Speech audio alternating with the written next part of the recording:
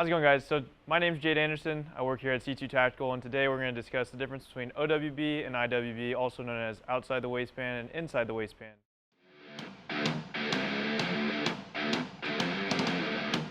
As you can see, I have my firearm here to my side, and this is known as an OWB or outside the waistband holster.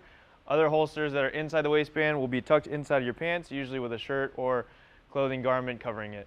There are different applications to both inside the waistband and outside the waistband. For law enforcement and military personnel, oftentimes they will have an outside the waistband holster, such as mine, in which they'll be using it on a day-to-day basis. Inside the waistband is really handy for any standard civilians or anybody that is walking out in everyday life and just wants to be able to feel comfortable and safe with a weapon on their person without scaring anybody in the environment.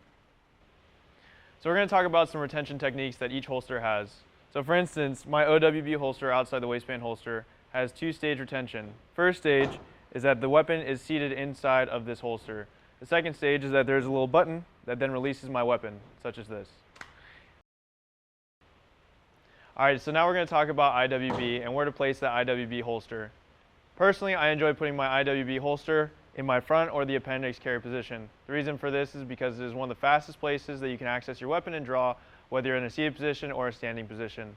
Other individuals enjoy putting theirs more so to their 4 o'clock or 3 o'clock position, and we try to refrain from putting it to our 6 o'clock position, even though sometimes that is the most comfortable place. There are several places that your holster should be placed when outside the waistband. You'll see that mine is roughly between the 2 to 3 o'clock. That's just because of how I like it. Comfortability, ease of access, simplicity when I draw the weapon, point, and shoot.